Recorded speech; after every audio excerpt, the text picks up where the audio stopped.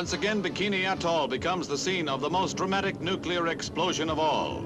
For days, the target center and observation posts buzz with activity as weather planes circle the entire blast area, waiting for the most ideal conditions that will prevent disastrous radioactive fallout, the most difficult problem that must be solved in the Titanic blast. In preparation for the explosion, skiffs carrying radiation detection devices are lowered and anchored at strategic points in the blast area. For the collection of this data is one of the main objectives of the entire test and will determine in great measure chances of survival in the event of nuclear war. These and tens of thousands of other instruments covering hundreds of square miles will bring back the answer. Trace rockets will capture samples of radioactive clouds. Admiral B. Hall Hanlon, commander, makes a last-minute inspection. And here are the men who will undertake the most hazardous mission in aviation history. They receive a final briefing from the B-52's commander, Major Dave Critchlow. They must drop the bomb from 55,000 feet to explode 15,000 feet over the target area, where these instruments will measure heat and radiation.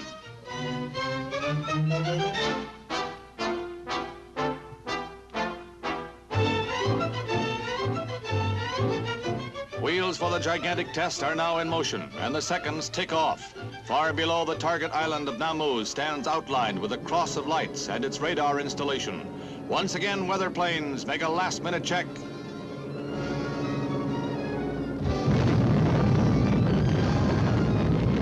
A brilliance of 500 suns lights hundreds of miles of the Pacific, and the force of 1,000,000 tons of TNT is released.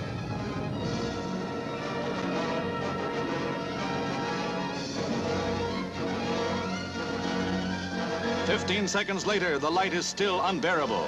Observers may well squint, for they may have witnessed a prelude to world destruction.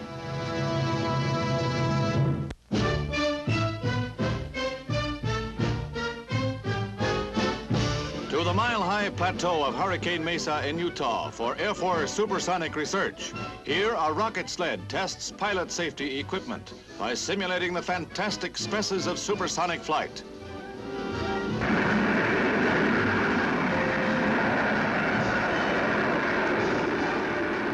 The sled streaks down a 2.5-mile track, gaining velocity steadily.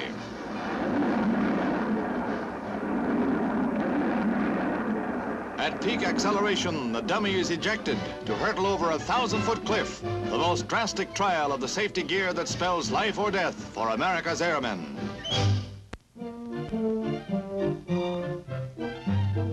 Brookfield Zoo in the spring. Come on, Junior, drink your milk. It makes babies big and strong. What a big baby you are, and what a handful. He couldn't do that to a full-grown rhinoceros, but you're a baby. But is right.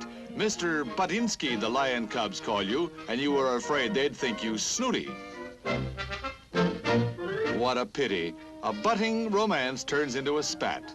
Oh well, easy cub, easy go.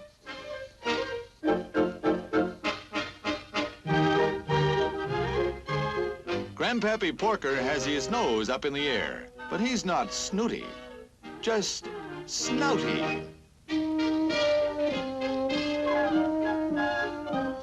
Official greeter for the new children's zoo is this baby orangutan. He just loves children. Children love him too, but he's just wild about himself. Packed in like sardines is an apropos remark at this point, the point being Ray Lichtenberg's fishing resort in Seattle. Here assembled to fish through open boards in the dock are several thousand kids of all ages, erstwhile Isaac Waltons. That's a good line, but we'll yank it just the same before somebody gets hooked with it. Fish were hooked too by those who know the angles and how to untangle. Hurry up, sis. The first 400 fish caught win silver dollars, and that includes minnows, starfish, crabs, anything by hook or crook. Why, there's even a prize for the smallest. As the returns come in, there's one resounding vote for calling it a day. But the majority are wide awake to wide selections of seafood for supper, even starfish. I knew there was a catch to it, and they caught it. The heart of the cattle country in Oregon beats strong for the teenagers this day, the day of the 8th annual Eastern Oregon Junior Rodeo. Large title, large excitement, large kids getting large charge. They get a bang out of it all right, but these country kids from small cattle towns know how to ride 'em rough. Where'd he go? Bareback broncs are rough on junior cowboys, and so the cowgirls will show 'em up in the calf riding, they say.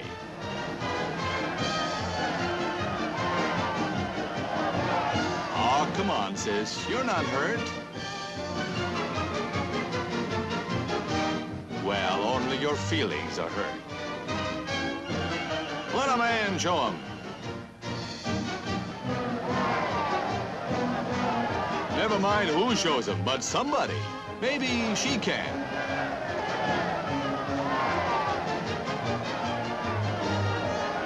And maybe she can't. Mother said there'd be days like this. Rockin' and rollin' down that Rock Island line.